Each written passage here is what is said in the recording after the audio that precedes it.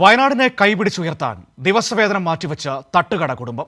Thiruvananthapuram PMG ജംഗ്ഷനിൽ തട്ടുകട നടത്തി ജീവിക്കുന്ന സന്തോഷം കുടുംബവുമാണ് ഒരു ദിവസത്തെ മുഴുവൻ തുകയും ഡിവൈഎഫ്ഐ ഭവന നിർമ്മാണ പദ്ധതിക്കായി കൈമാറിയത്. ചെറിയ സംഭാവനയാണെങ്കിലും തങ്ങളാൽ കഴിയുന്ന തുക കൈമാറി മാതൃകയായിരിക്കുകയാണ് തിരുവനന്തപുരം PMG ജംഗ്ഷനിൽ തട്ടുകട നടത്തുന്ന സന്തോഷം കുടുംബവും. ഒരു ദിവസത്തെ തട്ടുകട വരുമാനമാണ് കുടുംബം വയനാട് ദുരന്തബാധിതർക്കായുള്ള ഡിവൈഎഫ്ഐയുടെ ഭവന നിർമ്മാണ പദ്ധതിക്കായി കൈമാറിയത്.